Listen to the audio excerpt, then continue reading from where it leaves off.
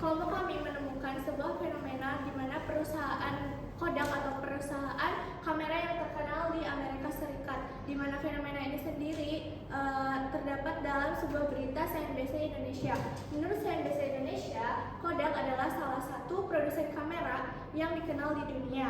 Ini terjadi setelah George Eastman, pendiri Kodak, menemukan kamera modern pada 1888 silam, yang kemudian menjadi tonggak sejarah dunia fotografi modern. Perusahaan Kodak Company, perusahaan Kodak pun menjadi legenda hingga kebesaran namanya harus terhenti pada 2012. Alasannya simpel, yaitu para bos takut akan perubahan dan gagal melihat tantangan zaman. Nah, jadi di tahun 1888, Kodak Company ini pertama kali didirikan oleh George Eastman dengan menjual kamera genggam pertama dan juga film Kodachrome berwarna komersial pertama yang sangat terkenal di Amerika Serikat. Waktu itu, di tahun 1970, Kodak Company ini sangat terkenal hingga ke kaca global.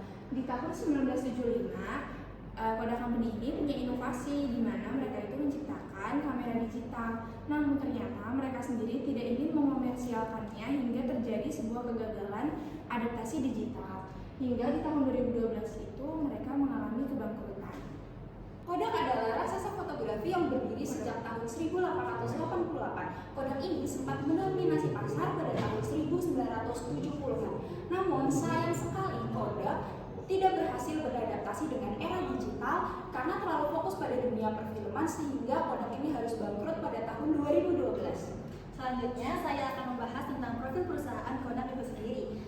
The Eastman Kodak Company atau familiar dengan Kodak adalah perusahaan teknologi yang didirikan pada tahun 1888 oleh George Eastman. Terkenal karena mempopulerkan fotografi dengan kamera film dan slogannya Kodak Moment. Kodak membawa revolusi dalam industri fotografi dan videografi sehingga nama perusahaan ini paling terkenal di industri tersebut pada abad ke-20.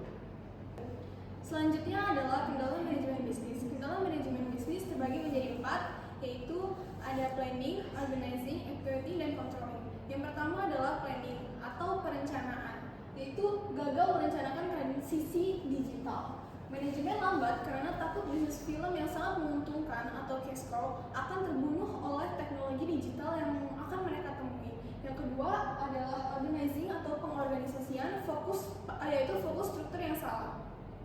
Struktur dan sumber daya perusahaan atau SDM dan R&D tetap akan berpusat pada film, bukan dialihkan ke pengembangan ekosistem digital yang baru. Selanjutnya, yang ketiga ada planning atau pelaksanaan pergerakan, yaitu kepemimpinan yang ragu-ragu. Pimpinan gagal memberikan motivasi, dukungan, dan sumber daya yang memadai kepada divisi digital sehingga inovasi internal mati dan inersia organisasi tetap kuat. Yang terakhir ada controlling atau pengendalian, yaitu gagal merespon pasar. Manajemen gagal mengendalikan, mengukur, dan mengevaluasi secara cepat tren konsumen yang beralih ke kemudahan digital. Mereka bersikap defensif, bukan korektif terhadap persaingan. Nah, selanjutnya itu ada 4 solusi yang diberikan. Yang pertama ada planning. Seharusnya dilakukan perencanaan transisi total untuk menggeser fokus dari film ke teknologi digital seperti kamera, kemudian perangkat lunak ataupun cetak digital. Nah, tapi itu semua belajarnya sejak dini. Kemudian ada yang kedua, organizing. Seharusnya mengorganisasi ulang perusahaan digital dan mengalokasikan dana besar ke divisi digital dan R&D. Kemudian selanjutnya membentuk tim khusus yang mengarah ke masa depan digital, bukan hanya sekedar pelengkap divisi film. Yang ketiga ada acting, kepemimpinan harus berani untuk memimpin perubahan radikal, meyakinkan karyawan bahwa masa depan ada digital dan memotivasi kepada tim digital. Yang keempat ada controlling, melakukan evaluasi kinerja pasar secara berkala dan ketat, membandingkan diri dengan pemain digital, mengambil tindakan korektif cepat.